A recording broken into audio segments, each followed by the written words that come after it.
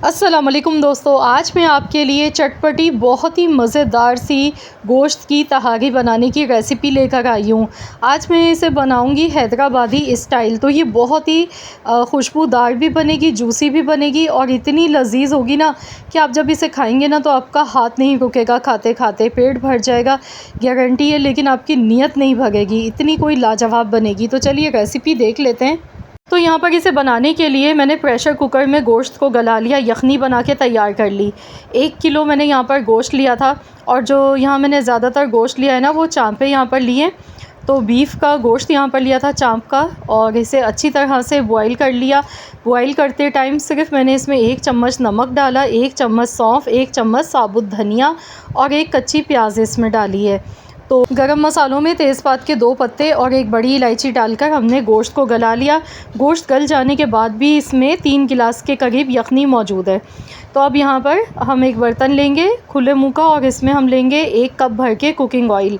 अब एक दरमियाने साइज़ की प्याज शामिल कर दी है। साबुत गरम मसालों में बादियान के फूल 4 अदद हैं, 5 अदद सब्ज़ इलायची लेंगे, 2 बड़ी इलायची है, 2 तेज़पात के पत्ते हैं, काली मिर्चें हैं 10 से 15 दाने, जावित्री के फूल लिए थे 2 अदद, ज़ीरा लिया है 1 टेबल स्पून भर के।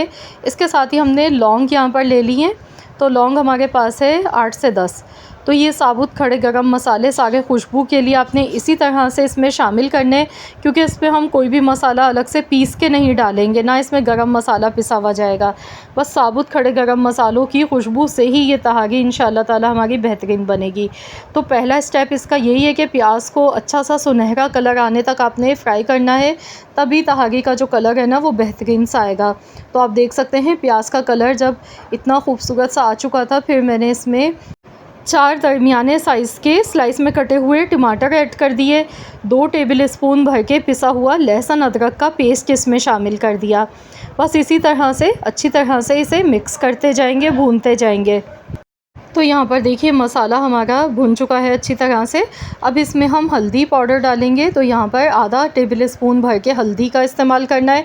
हल्दी का इस्तेमाल थोड़ा ज़्यादा होगा।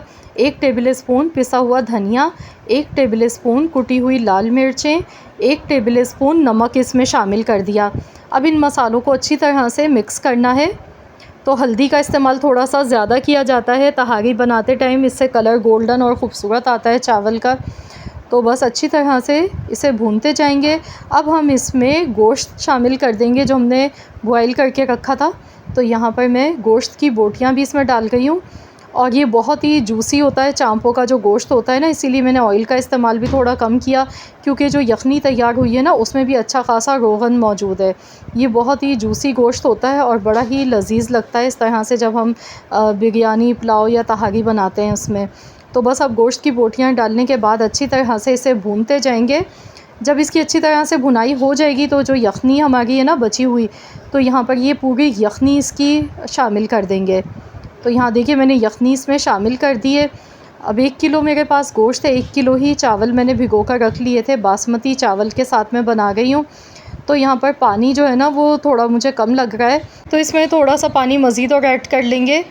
तो पानी का जो तरीका है ना वो मैं आपको पहले भी कई वीडियोज़ में अपनी बता चुकी हूँ, किस तरह से पानी का अपने तरीका देखना है कि किस तरह आपको पता चलेगा कि पुलाव बनाते टाइम इस तरह से हम जब भी बनाते हैं तो सही पानी किस तरीके से हमें पता चलेगा। तो उसके लिए आपने अपनी फ़िंगर से देख लेना है। अगर चावल से 1 इंच के बराबर पानी ऊपर है तो समझ जाएँ कि पानी बिल्कुल परफ़ेक्ट है।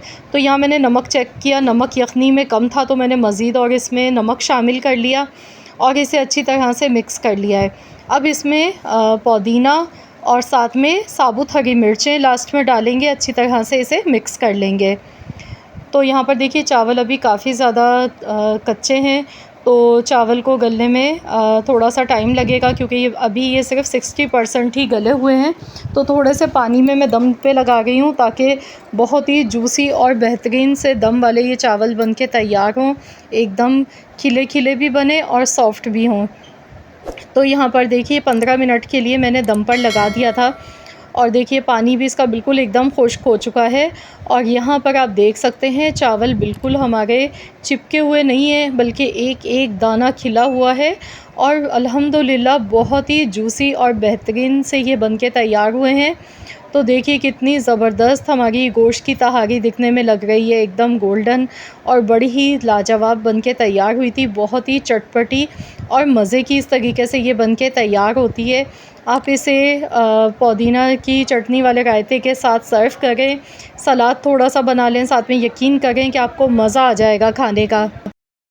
तो चलिए डिश आउट कर लेती हूँ, फिर आपको दिखाती हूँ। तो यहाँ पर आप देख सकते हैं मैंने डिश आउट कर लिया है और देखिए गोश्त भी कितना जूसी लग रहा है दिखने में और चावल भी कितने जूसी और बेहतरीन से खिले हुए बन के तैयार हुए हैं।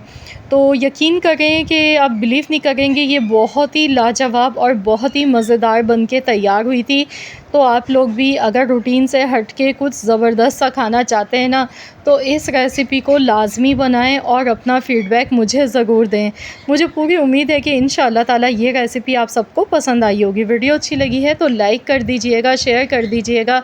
चैनल पर नए हैं तो चैनल को भी सब्सक्राइब कर लें।